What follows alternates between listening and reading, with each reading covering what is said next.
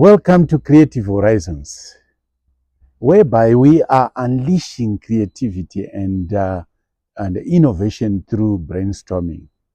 We are already in the second month of the year, and we have every reason to capitalize on brainstorming as one of the strategies to provide solutions at individual level, at personal level, at family level, church level, organizational level, even at business levels. We need that brainstorming as an art. And now, to go along with that effectively, let me just give an example. When I had the challenge, 120 kgs, that was a bit on the offside as far as my BMI is concerned. And one way was just to share it, sharing my experiences, sharing what I was going through, and even my heart, I could feel it. Things were just not right when I could sleep at the wrong time, and all those things were happening. But then when I shared this, people came up with quite interesting suggestions, one of which was to go to the doctor. And of course, I knew very well my diet was very good. My wife is a breast cancer survivor, so my diet was very good. And I was very happy about it. I thought it was a solution to everything. But the more I shared about it, the more I realized, the BMI side was getting wrong and my health was going high wire. So as I was brainstorming with friends, the recommendation was to see the doctor. The doctor is part of the brainstorming process. And he advised me to what? Oh, come on, go here and do the exercise. Burn and sweat every day. And I bought into the idea and I started the rope skipping. I started going to the gym and sweating every day. That made a lot of difference. And I thought it was quite creative about my own health. And this could happen with any one of us as well. Now, the other thing we need to look at is answering the why. The why. The why. Why did you do this? Why? How did this happen? Perhaps after an explanation, why? And when you continue to ask the why, it sounds like a very irritating statement for some of us, but it can be very enriching. It's thought-provoking to what? To the one who is involved. Thought-provoking to then have a demand, thought-provoking to demand an answer to every step of the way. And may I encourage us all to just answer, why did you do this? Perhaps this is what I did.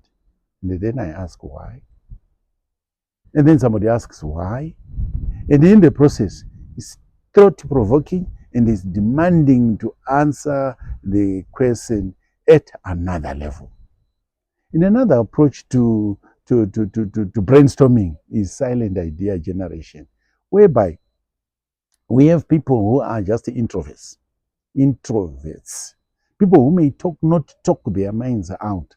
And when you talk about the silent idea generation, you then ask these people to write down their ideas, their suggestions.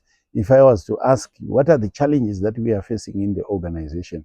Perhaps we are going through low sales. The sales are down and things are not happening. And we have people who are introverts, people who would not just voluntarily talk. Then you would ask these guys, can you just put your suggestions in writing? That is what we call silent idea generation. And then you demand if there are 5 people coming up with their ideas, you demand to say everybody must have a feedback. So everybody must provide an answer to what we are asking for. And from that note, even the introverts will also respond in writing, which I think is a powerful tool to use more so in the year when we have organizations who may have people who are not all extroverts, those who can just talk out their minds. And the other approach is to use to play the role of somebody. Imagine you are the MD. Imagine you are the CEO. How would you handle this situation? Then people brainstorm to come up with answers, to come up with those key imaginations to say, how would you handle a situation when the sales are down, when the business is low? And these are the most challenging areas where we would say, okay, if you were in my shoes, what would you do? And then people come up with a lot of what? Ideas. And in the process, you want now to encourage or to build the right environment where people can participate freely without judgment at all.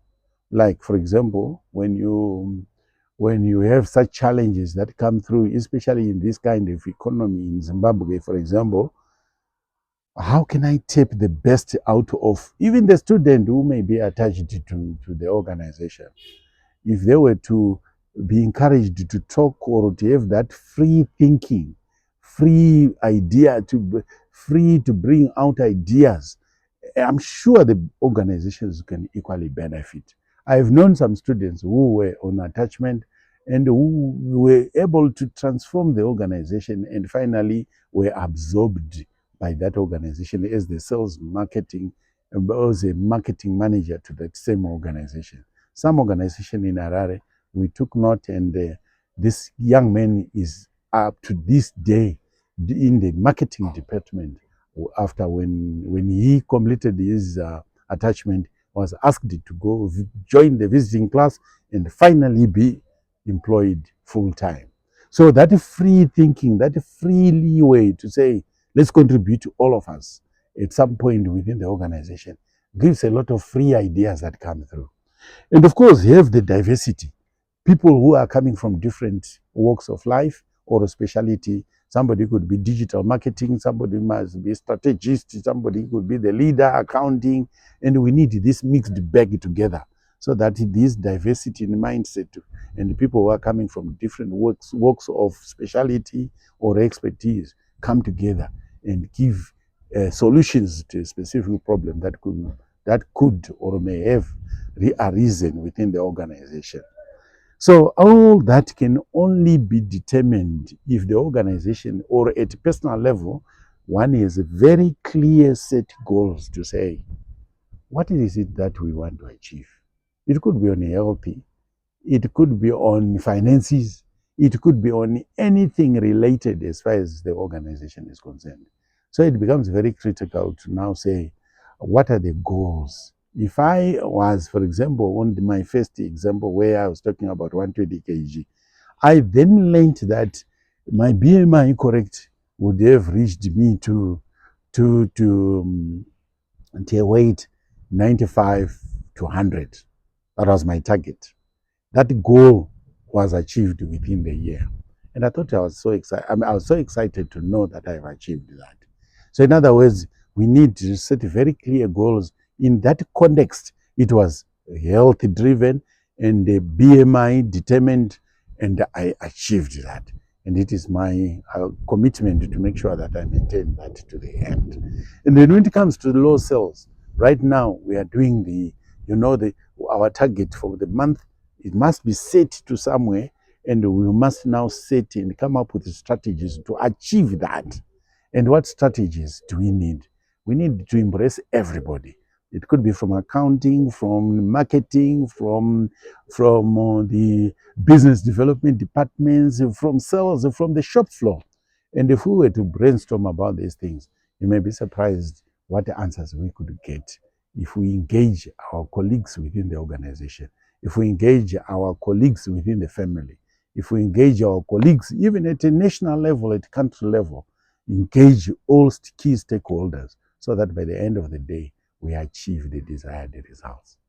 For more, I refer you to our social media platforms, and you are most welcome. Like it and subscribe. Thank you.